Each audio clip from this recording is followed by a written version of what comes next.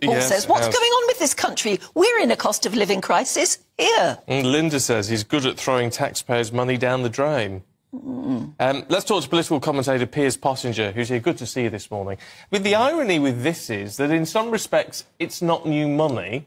It's sort of money which has already been sort of promised and all the rest of it. And yet the government's pitched it as saying this is our biggest ever contribution. I mean, it's like they've shot themselves in the foot. Well, I think, yes, to some degree. I think there'll be more people unhappy with this than happy with this. But this is really an integral part of the whole G20, because Narendra Modi has put... The G20 in India has been the biggest thing in the country this year, and they've had over 120,000 world leaders and government officials visiting the country already ahead of the G20.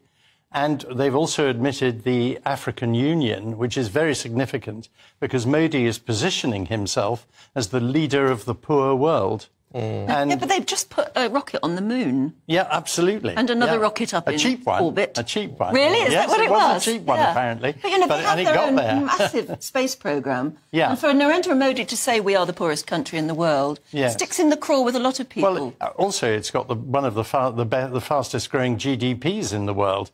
And there is a bit of a dichotomy here. But the fact is there are still large parts of India. It is the most populous country in the world now, ahead of China.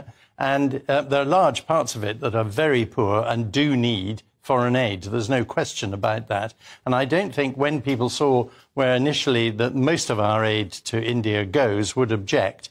But I do think suddenly to come out with this, given that Rishi is backpedaling on all things green, to suddenly come out with a 1.6 billion handout is surprising. And it is, of course, aimed at the poorer countries, particularly those that are not controlling their emissions well. And it will be used, I think, as long as it gets to the people it should get to, wisely. But, I mean, again, I think the government announces these things so badly because instead of just saying we're giving this money, why didn't they explain the real depth of why they're doing it?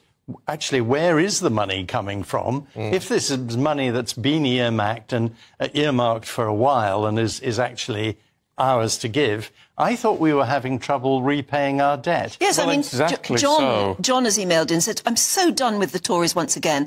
Sunak can give £1.63 billion to the Climate Change Fund, but can't give grants to low-income families to convert their boilers and solar panels. Yeah. I mean, he's saying, all right, go ahead with green issues domestically. Why give away such a large amount of money? And I think there'll be much more of this because, I mean, as I say, I think they've announced it very badly and I don't think they've explained it well enough for people to get the message and understand that basically it's a worthwhile gesture. But also in the midst of doing it at the G20 in India, which is one of the biggest polluting countries on the planet and doesn't seem to be doing a lot about it. Well, that's true. And, I mean, again, another problem is, as you may have seen from the footage of Modi greeting Sunak, it was a very warm greeting. They are very close indeed. They're both, of course, passionate members of the Hindu religion, and they share a faith. And they do seem to have quite a bond. And Modi himself is hugely successful in India, with an election coming up next year, of course. This is all part of what he's doing. And he wants to show, look, I've got billions from the West, you know, coming in to help every poor country. He's positioning himself as a kind of saintly figure. But those who remember the 2002 Gujarat riots and the 2020 New Delhi riots, where an awful lot of Muslims seem to have been killed rather unnecessarily, Modi is a very divisive figure in India still. Rishi Sunak, though, surely is sort of defending himself now against any green criticism domestically. Yeah. He'll always be, the minute any criticism comes at him, why are you not doing X, Y, Z about domestic green issues, he'll be able to say, look, I've given a record amount of money to the International Green Fund. I mean, it almost feels a little bit like a guilty payment. And again, I don't think it works here. It really doesn't. And I think you know, the last thing the Conservatives need is more questioning about everything they do. You see, this is what worries me, and it's not even to talk about the rights and wrongs of the International Green Fund or the Green Agenda. It's the fact it all seems very tone deaf, as if they're just not hearing what the country is saying. Yes, I think that's true. And I mean, I don't think either of the major parties, quite frankly, the one thing they don't have is any long-term vision. I don't know what either of them really stands for anymore.